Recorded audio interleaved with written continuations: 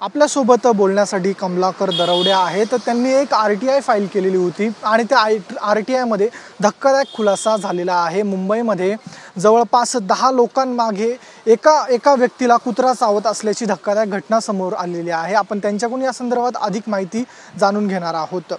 काय सांगाल तुम्ही? आरटीआय फाईल केली होती, त्यामध्ये धक्कादायक खुलासा झालेला आहे. काय तो धक्कादायक खुलासा आहे? धक्कादायक खुलासा हा झाला की गेल्या 15 वर्षामध्ये 12 लाखाहून जास्त मुंबईकरांना श्वानदंशाचे भटके कुत्रे चावलेले आहेत. त्याच्यानंतर गेल्या 22 वर्षामध्ये 16 लाखाहून जास्त आकडेवारी समोर आलेली आहे. आणि विशेष म्हणजे 2024 या साली 1.25 लाख कुत्र्यांनी सर्वसामान्यांचा चावा घेतल्याचे आपल्याला माहिती अधिकारातून माहिती प्राप्त झालेली आहे. आणि 1.25 लाख तर ही अधिकृत आकडेवारी आहे. पण ज्यांनी खाजगी रुग्णालयामध्ये उपचार केलेत ते जर पकडले आपले, तर हा आकडा 1.5 ते 2.25 लाखापर्यंत जाऊ शकतो. मग काय नेमकं तुम्ही ही माहिती कशी मिळवली नेमकी? म्हणजे तुम्हाला कसं सुचलं का भटक्या श्वानांचा त्रास इतका जाणवतोय? आणि दुसरीकडे हा देखील उल्लेख केलेला आहे की महापालिकेला संधी होती श्वानगृह उभारण्याची, मात्र महापालिकेने ते उभारलं नाही. मी जेव्हा कचऱ्याच्या डब्याजवळून जातो तर मला जे कचरा वेचकांचे जे पाय जे आहेत आपण जर पाहिलं तर त्यांना आहे ना दर आठवड्याला आहे ना कुठला कुत्रा त्यांना चावलेला असतो. त्याच्यानंतर सर्वसामान्य लहान मुलांचे लचके तोडलेत, वेगवेगळ्या रील्स वगैरे पाहत असतो. त्याच्यामुळे मी 2012पासूनच ह्या कुत्र्यांचे जे चावणं जे आहे आणि ते कुत्र्यांचं नियंत्रण जे आहे याच्या मागं माहिती अधिकाराच्या माध्यमातून मी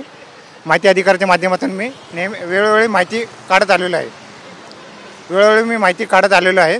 आणि दरम्यान मला 2012मध्ये महानगरपालिकेच्या दक्षिण वार्डतर्फे मला ही माहिती श्वानगृहाची माहिती देण्यात आली होती. त्यानंतर मी श्वानगृहाचं परत काय झालं हे पाहायला पुन्हा मी गेल्या वर्षभरात प्रयत्न केले. तर मला असं लक्षात आलं की ह्यांच्याकडे ती फाईलच गायब आहे आणि ह्यांनी मला वारंवार माहिती उपलब्ध नसल्याचे मला त्यांनी कळवलेले आहेत. आणि हे फाईल जर हरवली असेल आणि ही योजना जर लाल फितीत अडकली असेल तर सर्वसामान्य मुंबईकरांच्या दृष्टीने अत्यंत दुर्दैवी बाब आहे. कारण की मुंबईत वाढलेली गर्दी, माणसांनी राहायचं का जनावरांनी राहायचं, दैनंदिन त्रास इतका आहे मुंबईकरांना की वेगवेगळ्या समस्यांमध्ये आता भटके कुत्रेही मोठी समस्या निर्माण झालेली आहे. त्याच्यामुळं BMCने श्वानगृहाची योजना तातडीने अंमलात आणावी ही माझी विनंती आहे. महापालिकेच्या वतीने सतत सांगण्यात येतं की कुत्र्यांचं निर्बीजीकरण होत आहे किंवा दुसरीकडे कुत्र्यांचा आकडा कमी होतोय, याकडे कसं पाहता? महानगरपालिकेची जी श्वानगणना आहे, कुत्र्यांचे निर्बीजीकरण आहे, कुत्र्यांचे लसीकरण आहे, रॅबीची खरेदी आहे, हा सगळा एक फार्स असतो. कुत्र्यांची गणना हे कधी खड्या आकडेवारी शक्य होऊ शकत नाही. फार तर 20% आकडेवारी पुढे येऊ शकते वगैरे.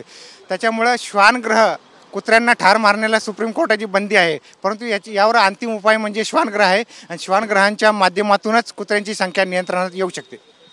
आपली काय मागणी असेल नेमकी आता यापुढे? माझी मागणी ही आहे की बाबा राज्य शासनाने BMCला पालघर तालुका आणि वाडा तालुक्यामध्ये जी 20 एकरपेक्षा जास्त जमीन दिलेली आहे, तुमच्याकडं 90,000 कोटीची FD पडून आहे, तुम्ही सांगताय की 1 कोटी आमच्याकडं भरायला आम्ही हातभाल आहोत वगैरे. हे हास्यास्पद गोष्ट आहे. तुम्ही जे रॅबीजसाठी, लसीकरणासाठी, श्वानगणनासाठी, कुत्र्यांच्या निर्बीजीकरणासाठी जेवढे शेकडो कोटी खर्च करता त्यातून हा श्वानगृहाचा खर्च भागू शकतो आणि हा आकडा 0पर्यंत येऊ शकतो. नक्कीच धन्यवाद. तुम्ही आमच्याशी बातचीत केली. आपल्यासोबत होते आरटीआय ॲक्टिव्हिस्ट आणि त्यांनी एकंदरीत जी आरटीआय फाईल केली त्यातून जे धक्कादायक आकडेवारी आलेली आहे त्यामुळे खरंच खळबळ माजलेली आहे. कॅमेरा पर्सन अमित शिगवणसह मिरुती गणकवार, TV9 मराठी, मुंबई.